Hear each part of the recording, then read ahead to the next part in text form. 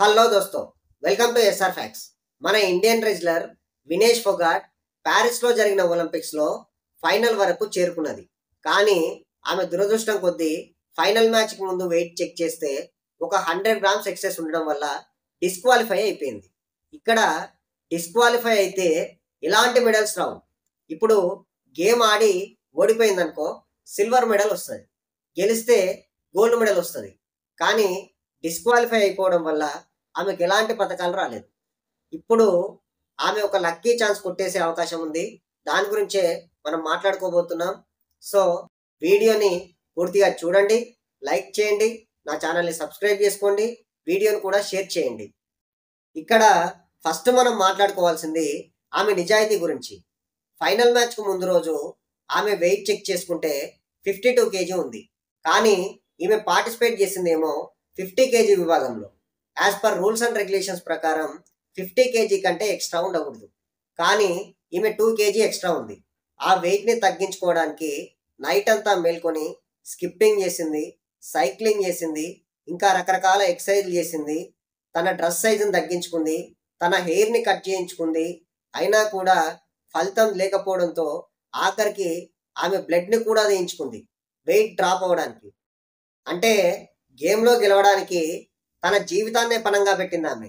అలా కాకుండా ఒక చిన్న డ్రామా ఆడి నేను ఈ గేమ్ ఆడలేను, నాకు ఫుల్ డిహైడ్రేషన్ అయిందని చెప్పి వెళ్ళి హాస్పిటల్లో జాయిన్ అయిన ఉంటే మన ఇండియాకి సిల్వర్ మెడల్ వచ్చేది. కానీ ఆమె లక్ష్యం అది కాదు. ఇండియాకి గోల్డ్ మెడల్ తీసుకురావాలి, ఖచ్చితంగా గేమ్ ఆడాలి, రెజ్లింగ్ గేమ్ని మన ఇండియాలో సగర్వంగా నిలబెట్టాలనే ఒక తపన ఆమెకి. కానీ కొంతమంది మూర్ఖులు ఆమె మీద ఫుల్ నెగిటివ్ కామెంట్స్ చేశారు. ఒక 100 గ్రామ్స్ ఎక్సెస్ ఉండడం వల్ల ఆమె డిస్క్వాలిఫై అయింది. కానీ వీళ్ళు ఏం చేశారు, ఆమెను ఎగతాళి చేస్తూ అంత దూరం వెళ్ళింది. అయినా కూడా ఇక్కడ ఇంట్లో కూర్చొని కొంతమంది వెధవలు ఇష్టం వచ్చిన కామెంట్లు చేస్తుంటారు అనమాట. వాళ్ళ గురించి పట్టించుకోవాల్సిన అవసరం లేదు. ఫర్ సపోజ్ ఆమెలో ఎలాంటి నిజాయితీ లేదనుకుందాం. అలాంటప్పుడు మన ఇండియన్ ప్రైమ్ మినిస్టర్ ఆమె పైన ట్వీట్ ఎందుకు చేస్తాడు? ఆమె పైన ఎలాంటి ట్వీట్ చేశాడో చూసారా?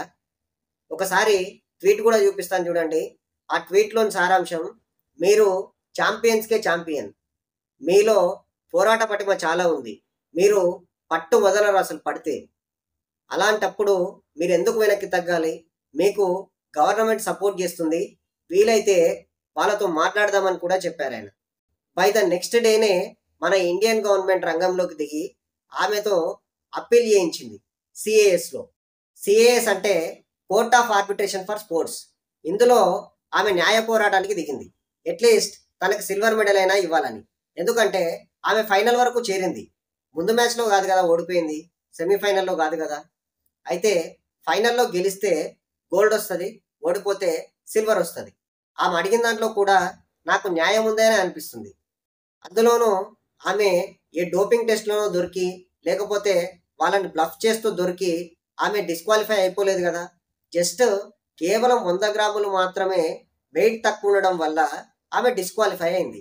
ఆమె ఖచ్చితంగా గేమ్ ఆడే ఛాన్స్ లేదు, ఎందుకంటే టైం అయిపోయింది. సో సిల్వర్ మెడల్ అయినా ఇస్తే మన ఇండియా గౌరవంగా ఉంటుంది, ఇంటర్నేషనల్ స్పోర్ట్స్లో రెజ్లింగ్కి కూడా గౌరవంగా ఉంటుంది. ఆమె న్యాయ పోరాటం కరెక్టే అని నాకు అనిపిస్తుంది. ఈ వీడియో పైన మీ అభిప్రాయాన్ని ఖచ్చితంగా కామెంట్స్ రూపంలో తెలియజేయండి. వీడియోని లైక్ చేయండి, షేర్ చేయండి, నా ఛానల్ని సబ్స్క్రైబ్ చేసుకోండి. జై హింద్, జై భారత్.